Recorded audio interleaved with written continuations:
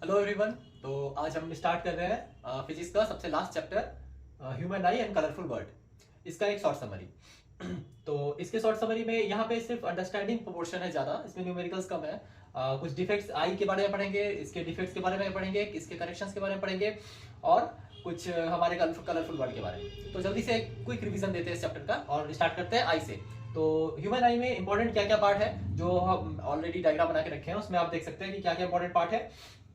सबसे पहले हम स्टार्टिंग से स्टार्ट करते हैं। तो स्टार्टिंग में जो आई का बाहरी पोर्शन होता है, ये वाला पोर्शन, ठीक है, जो हम विजिबल है बाहर से।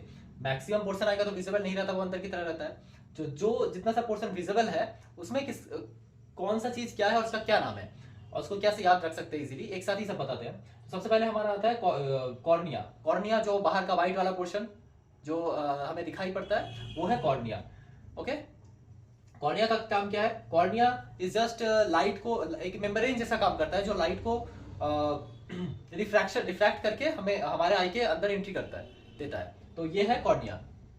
अच्छा, इसके बाद आता है आइरिस और प्यूपिल। तो आइरिस और प्यूपिल क्या है? आइरिस और प्यूपिल हमारे लेंस के ऊपर का एक कवरिंग है, कुछ इस तरह का कवरिंग है। जो ब्लैक कलर का मार्किंग हम देखते हैं आंखों के ऊपर, वो है आइरिस और प्यूपिल। कुछ ऐसा आंखों के ऊपर ब्लैक कलर का जो बड़ा सा दिखाई देता है, दैट इज एक्चुअली आइरिस, वो आइरिस है, ठीक है। और प्यूपिल क्या है? प्यूपिल कुछ है नहीं एक्चुअली, उसमें एक वो जो आइरिस है उसमें एक छोटा सा होल है सेंटर में, उस होल को हम बोलते हैं प्यूपिल, जहां से लाइट इंटर करती है। ये एक्चुअली ब्लॉकेज है, यहां से लाइट इंटर नहीं कर सकती, लेकिन लाइट की एंट्री के लिए यहाँ पे एक छोटा सा होल दे दिया गया है जिसको हम बोलते हैं प्यूपिल, वहां से लाइट इंटर करता है। और हम मजे की बात यह है कि वो जो प्यूपिल है वो लाइट के अकॉर्डिंगली खुद को बड़ा छोटा कर लेता है। मतलब कभी उसका साइज इतना सा होगा, कभी उसका साइज इतना बड़ा हो जाएगा, कभी उसका साइज इतना बड़ा हो जाएगा, डिपेंडिंग ऑन द सिचुएशन। अगर लाइट बहुत ज्यादा है, बहुत ब्राइट लाइट में हम खड़े हैं, तो वो एकदम छोटा हो जाएगा। और जब हम डिम लाइट में चले जाएंगे जहां लाइट बहुत कम है, बिल्कुल तकलीफ हो रही है देखने में, तो वो धीरे धीरे धीरे धीरे करके खुद को एक्सपैंड कर लेगा, ठीक है। अच्छा, ये काम था कॉर्निया, आइरिस और प्यूपिल का। अब इसके बाद नेक्स्ट आता है लेंस। लेंस का काम क्या है? लेंस का काम है कि बाहर से जो लाइट हमारे आंखों में एंट्री हो रही है उसको फोकस करना। कहाँ फोकस करना? पीछे रेटिना पे, ठीक है। क्योंकि रेटिना में यहाँ पे सेंसर्स लगे हैं, रॉड्स और कोन्स है जो कि सेंस करते हैं और जिसके कनेक्शंस ऑप्टिक नर्व से होते हुए ब्रेन तक पहुंचे हैं, जो कि सेंस करके हमारे ब्रेन को ये बताते हैं कि हम सामने क्या देख रहे हैं, ठीक है। तो इसको, उसके लिए हमें हमारा जो इमेज है, जो भी हम ऑब्जेक्ट को ऑब्जर्व कर रहे हैं, उसका इमेज हमें कहाँ बनना चाहिए? रेटिना पे। तो रेटिना में बनेगा कैसे? उसके वहां पे फोकस करने के लिए इस लेंस का यूज किया जाता है। तो नेक्स्ट आता है हमारा लेंस। अच्छा, लेंस को वहां पे अपनी जगह पे बने रहने के लिए मसल्स यूज होता है जो ऊपर और नीचे ऐसे दिखाए गए हैं। वो एक्चुअली क्या है? Ciliary muscles. ये लेंस को होल्ड करके रखने का काम करते हैं। खैर, सिलरी मसल्स का और भी वर्क है, जैसे कि सपोज ये जो अच्छा, वो कुछ देर बाद बताते हैं, पहले बाकी को डिस्कस कर ले। अच्छा, सिलरी मसल्स को भी रखते हैं। इसके बाद लेंस के बाद आ गया सिलरी मसल्स। सिलरी मसल्स के बाद आ गया हमारा रेटिना। रेटिना जैसे आपको अभी बताया कि रेटिना के ऊपर फोकस होता है, और रेटिना में जो नर्व्स लगे हैं, रॉड्स और कोन्स लगे हैं, वो सब सिग्नल को ऑप्टिक नर्व के थ्रू ब्रेन तक पहुंचाते हैं। अच्छा, इसके बाद आ गया ऑप्टिक नर्व और एक ब्लाइंड स्पॉट। ब्लाइंड स्पॉट क्या है? ब्लाइंड स्पॉट है ये वाला जो खाली जगह दिखाई दे रहा है, ये ब्लाइंड स्पॉट है। क्यों? क्योंकि रेटिना आंखों में हर जगह है, सिर्फ इस जगह को छोड़ के। तो ये एक ऐसा जगह है कि अगर आंखों के जो लाइट है, जो लेंस है, उसको यहाँ पे फोकस करे, लाइट को इस पॉइंट पे फोकस करे जहां पे रेटिना नहीं है, तो हमें कुछ दिखाई नहीं देगा, इसलिए उस पॉइंट को बोलते हैं ब्लाइंड स्पॉट। ओके। अच्छा, अब इस पूरे आंख को मेंटेन करके रखने के लिए दो तरह के फ्लूइड होते हैं। एक फ्लूइड जो लेंस के इधर रहते हैं मैक्सिमम साइड में, और एक लेंस के इस साइड मिनिमम साइड में, वो बाहर का जो साइड बल्जिंग निकला हुआ है उस साइड में, ठीक है। तो दोनों अलग अलग तरह के फ्लूइड्स है। इस साइड वाले फ्लूइड को हम लोग बोलते हैं विट्रस ह्यूमर, और इस साइड वाले फ्लूइड्स को बोलते हैं हम लोग एक्वस ह्यूमर, ठीक है। अच्छा, अब आते हैं हम सिलरी मसल जो छोड़ दिए थे उसके वर्किंग पे। तो सिलरी मसल्स के वर्किंग में है क्या? सिलरी मसल्स का काम क्या है? सिलरी मसल्स का काम यह है कि हमारा जो लेंस है वो एक तरह के फ्लेक्सिबल मटेरियल से बना है, ठीक है, जिसका focal length time to time बदलता रहता है। ओके, सो अगर मान लीजिए कि किसी, ये एक्चुअली एक concave lens, sorry convex lens है। ओके, तो ये कॉन्वेक्स लेंस है। कॉन्वेक्स लेंस में अगर पैरेलल लाइट बाहर से आता है तो क्या होता है? हम लोगों ने पढ़ा था, फोकस पे आके इंटरसेक्ट करता है, ठीक है। तो मान लीजिए ये अपना फोकस ऐसा बना के रखा है जहां से जब लाइट इंटर कर रही है तो फोकस यहां बन रहा है रेटिना पे, ओके, तब हमें वो दिखाई पड़ रहा है। अब अगर वो ऑब्जेक्ट को हम थोड़ा दूर या थोड़ा पास या चेंज कर दें जिससे जिससे इसका फोकल लेंथ बदलना पड़ जाए, तो वो क्या करेगा? इसको फोकल लेंथ बदलना पड़ेगा अपना। उसके लिए उसको या तो थिक होना पड़ेगा, लाइक दैट, या तो थिन होना पड़ेगा, फोकल लेंथ बढ़ाने के लिए थिन होना पड़ेगा, फोकल लेंथ घटाने के लिए उसको ऐसे कर्व होना पड़ेगा, थिक होना पड़ेगा। तो इस चीज के लिए ये जो सिलरी मसल्स होता है वो हेल्प करता है उसको कॉन्ट्रैक्ट और एक्सपैंड करने के लिए। कॉन्ट्रैक्ट कर देगा तो वो मोटा हो जाएगा, थिक हो जाएगा, और एक्सपैंड हो जाएगा मसल्स, जो मसल्स यहाँ पे अटैच्ड है, ठीक है, वो एक्सपैंड हो जाएगा जैसे ही, तो वो थिन हो जाएगा और उसका फोकल लेंथ बढ़ जाएगा, ठीक है। तो फोकल लेंथ चेंज करने के लिए उस सिलरी मसल्स का यूज किया जाता है, ठीक है। तो ह्यूमन आई में दो और क्या क्या चीज है, परसिस्टेंस ऑफ विजन और power of accommodation. Okay, so persistence of vision में क्या आता है? परसिस्टेंस ऑफ विजन मतलब कि एक आंख की रिमेंबर करने की, याद रखने की क्षमता कितनी है किसी चीज को। जैसे हम कोई इमेज देखें तो वो इमेज कितने देर तक के लिए हमारे रेटिना में छपा हुआ रहेगा, ब्रेन को सिग्नल भेजता रहेगा, और फिर कितने देर के बाद हम नया इमेज देख सकते हैं, उस टाइम ड्यूरेशन को बोलते हैं परसिस्टेंस ऑफ विजन। तो एक्चुअली होता क्या है, 1/16 of A second, 1/16 of A second. एक सेकेंड का अगर आप 16 टाइम एक सेकेंड को अगर हम डिवाइड कर लेते हैं, तो उसमें जो एक पोर्शन होता है, उस एक पोर्शन के लिए हमारे ब्रेन में वो इमेज छपा हुआ रहता है। उसके बाद ही कोई नया इमेज वहां पे फीड हो पाएगा। इस चीज को बोलते हैं हम लोग परसिस्टेंस ऑफ विजन। अच्छा, इसके बाद आता है पावर ऑफ एकोमोडेशन। तो अच्छा, इसमें डिटेल में और नहीं करते हैं क्योंकि अभी हम लोग समरी पढ़ रहे हैं, तो थोड़ा जल्दी जल्दी इसको कवर अप करने की कोशिश करते हैं।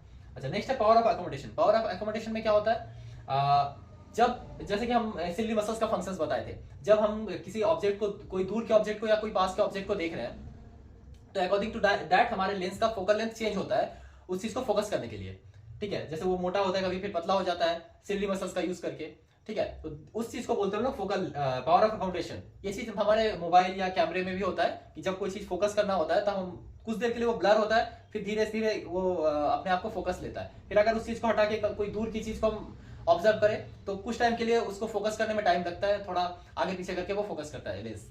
लाइक दैट हमारा आईज भी सिलरी मसल्स की मदद से उस चीज को फोकस करता है, कोई भी ऑब्जेक्ट को फोकस करता है, उसी को बोलते हैं power of accommodation.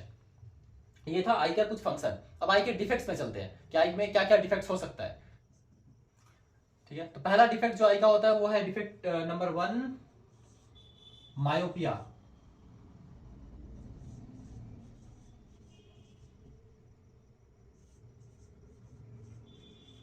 Short sightedness, ठीक है। और दूसरा डिफेक्ट होता है हाइपरमेट्रोपिया।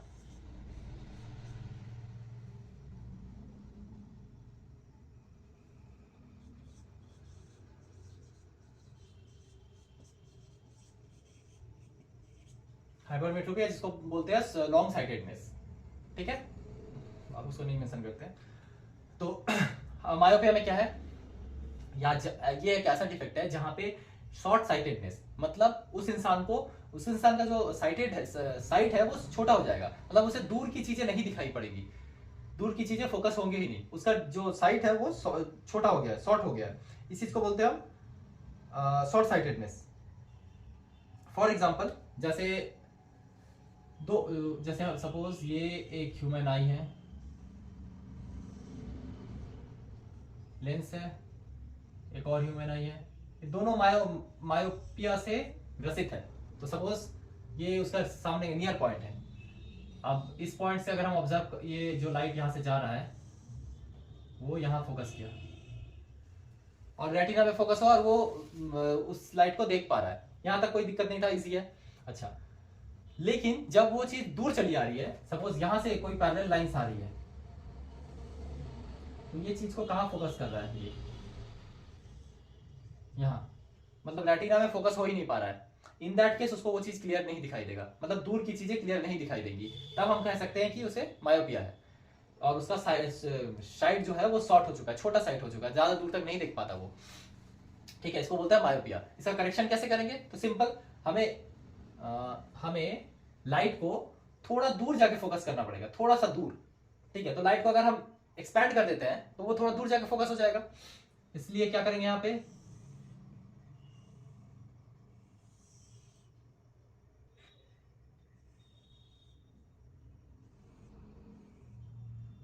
तो सपोज पहले हो रहा था कुछ ऐसा,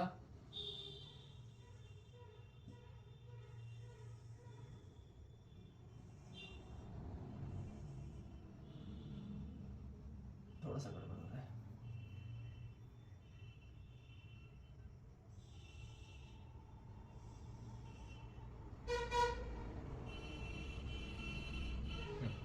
पहले कुछ ऐसा ऐसा हो रहा था। अच्छा, अब इसको इसको दूर में भेजने के लिए इसमें क्या करेक्शन करेंगे, यहाँ पे एक कॉनकेव लेंस लगा देंगे। ओके, अब कॉनकेव लेंस क्या करता है, चीज को डाइवर्स कर, लाइट को डाइवर्स कर देता है। यहाँ डाइवर्स करेगा मतलब क्या होगा, लाइट अब ये स्ट्रेट लाइन में नहीं जाएगा, अब लाइट यहाँ से डाइवर्ज होकर सीधा इसके इधर चला जाएगा, यहाँ से भी डाइवर्ज होकर यहाँ चला जाएगा। अब जब डाइवर्स हो जाएगा तो ये लाइन ऐसे यहाँ से आएगा फिर, और यहाँ बच जाएगा। तो इसको अगर हम ठीक से बनाए तो फिर वो कैसा होगा, अब लाइट यहाँ से सीधा इधर, यहाँ से यहाँ पे आके फोकस होगा। ये था इसका मायोपिया का करेक्शन। तो मायोपिया को करेक्शन करने के लिए हम कौन सा लेंस यूज करते हैं, कॉनकेव लेंस यूज करते हैं। अच्छा, ये था मायोपिया के लिए। और हाइपरमेट्रोपिया के लिए क्या दिक्कत है, हाइपरमेट्रोपिया है लॉन्ग साइटेडनेस, मतलब यहाँ पे दूर की चीजें तो दिखाई दे देती हैं इजीली, लेकिन उसका साइट लॉन्ग हो चुका है, पास की चीजें नहीं दिखाई देगी। तो पास की चीजें नहीं दिखाई देंगी, उसका करेक्शन कैसे हो सकता है। अब पास की चीजें नहीं दिखाई देंगी, ये पॉसिबल कैसे है, जब उसका सामने का आई साइड थोड़ा प्रॉब्लम है। जैसे कि सपोज एक ह्यूमन आई बनाते हैं, पास की चीज देखने में उसको प्रॉब्लम है, यानी इसको इसको देते हैं, तो सपोज ये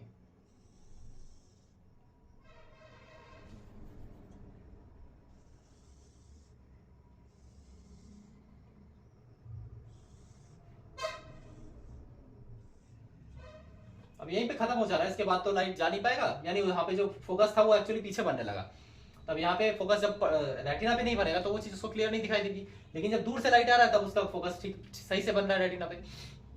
इस चीज को ठीक करने के लिए हमें क्या करना पड़ेगा, फोकस को थोड़ा पीछे लेके आना पड़ेगा, मतलब लाइट को और ज्यादा कन्वर्ट करना पड़ेगा। अब कन्वर्ट करने के लिए क्या कर सकते हैं, तो कन्वर्ट करने के लिए इसको थोड़ा डायग्राम बड़ा कर देते हैं।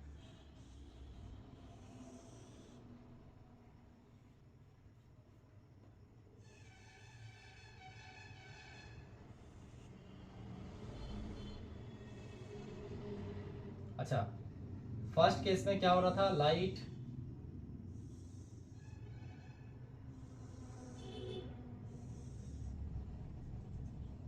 इधर चला जा रहा था, इसको थोड़ा सा और ज्यादा कन्वर्ट करना है, तो हम यहाँ पे कॉन्वेक्स लेंस लगा देंगे।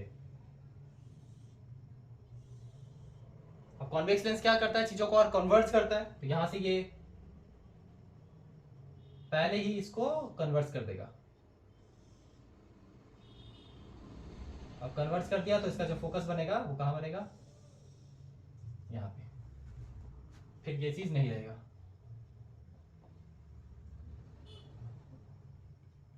ये था correction of hypermetropia.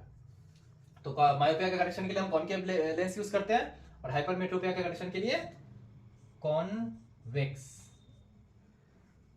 Lens use करते हैं। ठीक है। अच्छा, इसके बाद नेक्स्ट आ रहा है कि फिर भी हमारा यहाँ से तो सामने का चीज नहीं दिखाई पड़ता है, फिर भी हम कितना पास तक देख सकते हैं। तो हमारा एक साइट देखने का कैपेबिलिटी होता है कि हम कितनी दूर तक देख सकते हैं, हमारा रेंज क्या है, हमारा रेंज है दूर तक हम कितनी भी दूर देख सकते हैं। जैसे हम यहाँ से स्टार्स, सन, प्लैनेट सब मतलब जो भी ऑब्जर्वेबल है वो देख सकते हैं, जहां से लाइट हमारे तक पहुंच रहा है, यानी हम इन्फिनिटी तक देख सकते हैं। लेकिन सामने पास हम कितनी दूर तक क्लियर देख सकते हैं, तो क्लियर देखने का हमारा रेंज है 25 सेंटीमीटर। 25 सेंटीमीटर तक हम चीजों को एकदम क्लियर देख सकते हैं। तो उसके सामने पास आते ही और वो चीज ब्लर होने लगेगी, कंफर्टेबली हम नहीं देख पाएंगे उस चीज को।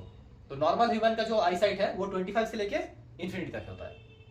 ठीक है। अच्छा, अब नेक्स्ट डिफेक्ट की अगर बात करें इसका, तो इसका नेक्स्ट डिफेक्ट क्या आता है, नेक्स्ट डिफेक्ट आता है प्रेसबायोपिया।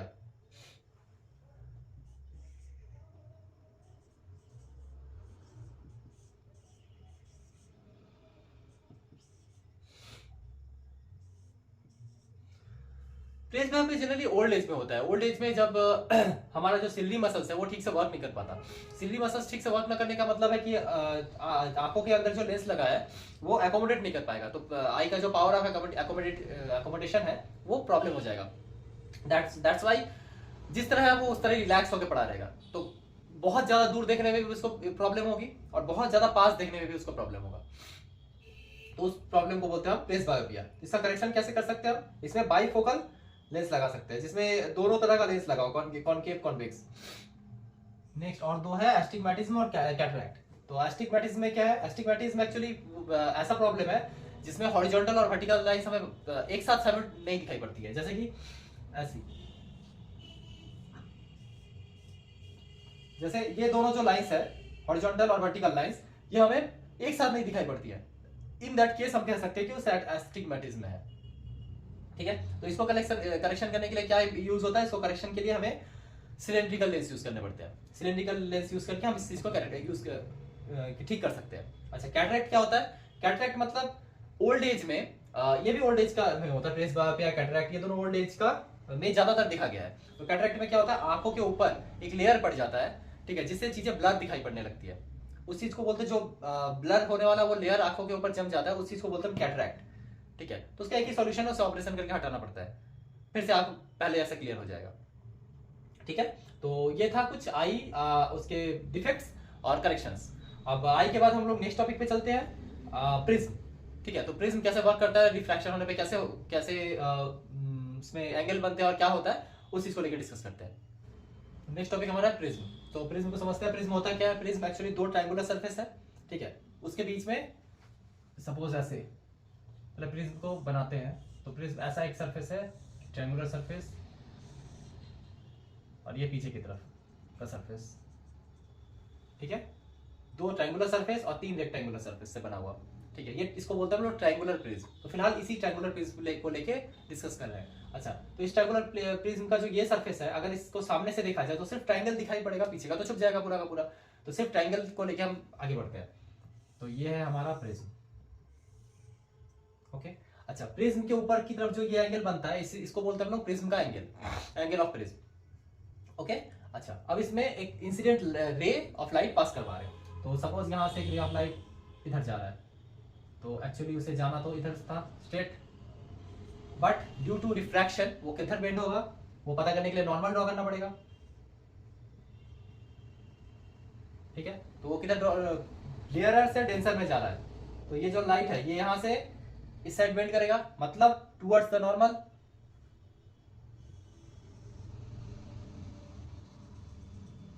अच्छा, इधर चले जाना था इसको, बट फिर से नॉर्मल ड्रॉ करते हैं। अब जब वो डेंसर से रेयरर जा रहा है, तो यहां से फिर किधर बेंड करेगा, अवे फ्रॉम नॉर्मल, इधर। ठीक है, तो ये जस्ट ऐसे ही बनाए थे, इसको इरेज कर देते हैं। अच्छा, इसको अगर एक्सटेंड करें पीछे, तो हमें क्या कौन सा एंगल मिल रहा है, ये वाला इतना बड़ा एंगल। इस एंगल को बोलते हैं एंगल ऑफ डेविएशन, जिसको हम लोग इस सिंबल से डिनोट करते हैं, एंगल ऑफ डेविएशन। अच्छा, यहाँ पे नॉर्मल के साथ ये नॉर्मल है, और इसके साथ जो एंगल बना था इसको एंगल ऑफ इंसिडेंस बोलेंगे। यहाँ से जो नॉर्मल के साथ इसका एंगल बन रहा है, नॉर्मल कौन सा है, ये, उसके साथ जो एंगल बना है मतलब ये, इसको बोलेंगे एंगल ऑफ इंसिडेंस। और ये पूरा एंगल मतलब एक्चुअली यहाँ से भी हम इसको डिनोट कर सकते हैं।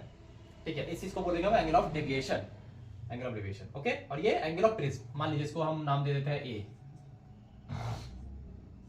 ठीक है, तो ये था प्रिज्म में रिफ्लेक्शन कैसे होता है और एंगल ऑफ डेविएशन किसको कहते हैं। इसका एंगल ऑफ डेविएशन का मीनिंग क्या है कि ये जो लाइट इधर जाने वाला था सीधे, वो एक्चुअली अल्टीमेटली किधर जा रहा है, इधर।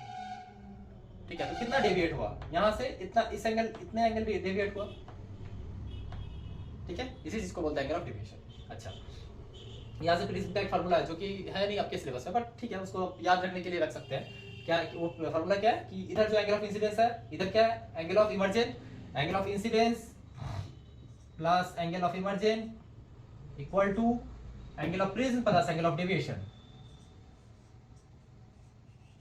बस, ये दोनों इक्वल टू वो दोनों, ये आपको याद रखना चाहिए, रख भी सकते हैं। ठीक है, इसका प्रूफ हायर क्लास में है, अभी इस क्लास में आपके सिलेबस में नहीं है। तो ये था प्रिज्म और उसका फार्मूला। नेक्स्ट है प्रिज्म की वजह से, प्रिज्म की वजह से जो इसका एप्लीकेशन है, इसकी वजह से क्या होता है, डिस्पर्जन होता है लाइट का। डिस्पर्जन कैसे दिखाते हैं अभी। डिस्पर्जन मतलब जब व्हाइट लाइट प्रिज्म के अंदर से पास करता है और फिर वो बाहर इमर्जेंट होकर निकलता है, तब वो 7 कलर्स में डिवाइड हो जाता है। इसी चीज को बोलते हैं हम लोग डिस्पर्जन। इसको एक बार और ड्रॉ करते हैं प्रिज्म को, तो कैसा बनेगा, जो लाइट यहां से इधर आया, वो लाइट यहां से पास करने के बाद, रिफ्रैक्ट होने के बाद, इस तरह से अलग अलग कलर्स में डिवाइड हो जाएगा। टोटल 7 कलर्स, 1 2 3 4 5 6 7 ड्रॉ कर देते हैं, 7 कलर्स में डिवाइड हो जाएगा ये। ठीक है, और वो जो 7 कलर्स का सीक्वेंस है वो क्या क्या है, वो आप ऐसे याद रख सकते हैं, विबग्योर। ठीक है, तो सबसे ज्यादा एंगल में डिविएट हुआ है, सबसे ज्यादा कौन सा, नीचे वाला डिविएट हुआ है, तो सबसे ज्यादा डिविएट होता है, सबसे ज्यादा बेंड होता है, वो होता है वायलेट। तो अब ऐसे याद रख सकते हैं हम, वी आई सॉरी हाँ VIBGYOR,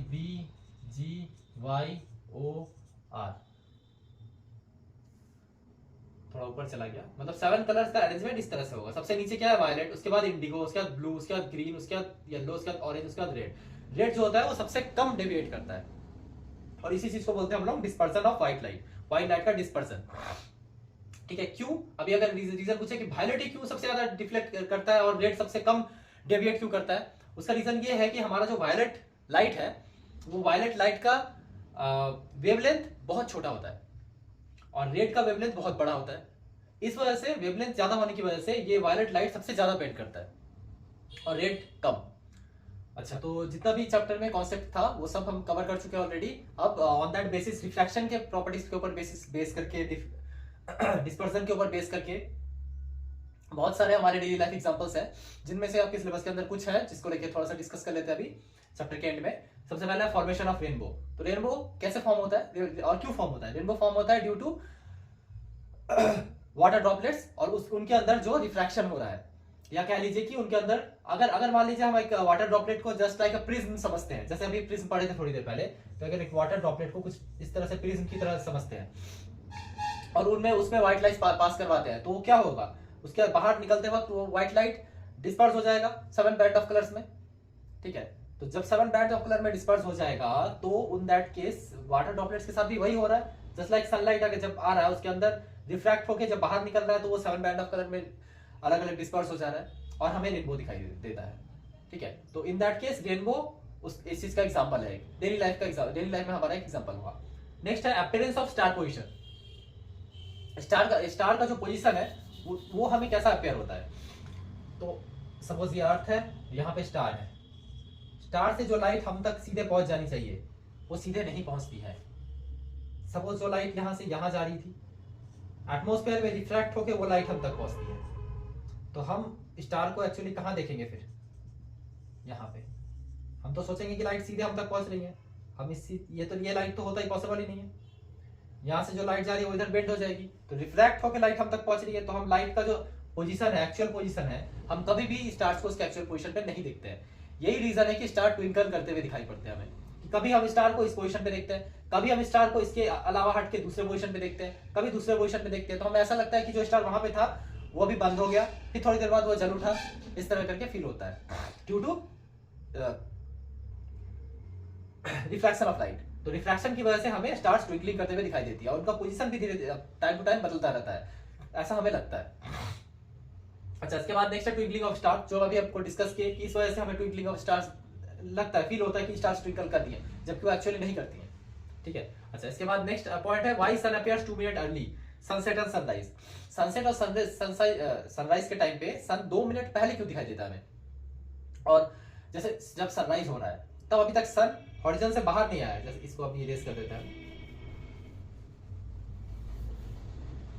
तो ये मान लीजिए अर्थ का हॉरिजन है, अब सन अभी तक यहाँ है, यहाँ आएगा तो दिखाई पड़ेगा, हम यहाँ है, सन अभी यहाँ है जिसका लाइट हम तक नहीं पहुंचना चाहिए, अभी तक हमें दिखाई नहीं देना चाहिए, लेकिन वो हमें दिखाई दे रहा है यहाँ पे।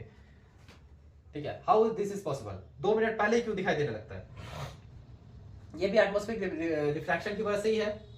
यहाँ से जो सनलाइट इधर निकल जानी चाहिए थी वो यहाँ से रिफ्रैक्ट होकर हम तक पहुंच रही है, तो हम इस वजह से हम सन को यहाँ देख पाते हैं। तो ड्यू टू एटमॉस्फेरिक रिफ्रैक्शन सन को हम 2 मिनट पहले देख सकते हैं सनराइज से, और सनसेट हो जाने के 2 मिनट बाद तक भी सन दिखता है, बट एक्चुअली वो सन नहीं होता, वो सन का इमेज होता है, और वो हम क्यों देखते हैं, ड्यू टू एटमॉस्फेरिक रिफ्रैक्शन। तो एटमॉस्फेरिक रिफ्रैक्शन के ऊपर डिपेंड करके ऐसे बहुत सारे एग्जांपल्स है कि लाइट जब बेंड होता है तब ऐसे क्यों अलग अलग तरह बिहेव करता है। तो नेचर में हमारे ऐसे बहुत सारे एग्जांपल्स हैं जिसको जो आपके एग्जाम में आ सकते हैं। तो एक समरी के तौर पे ये चैप्टर में बस इतना ही था, और अगर कुछ डाउट होगा तो आप कमेंट्स में नीचे पूछ सकते हैं। होप कि आपको चैप्टर का एक क्विक रिवीजन समझ में आया हो। Thank you very much.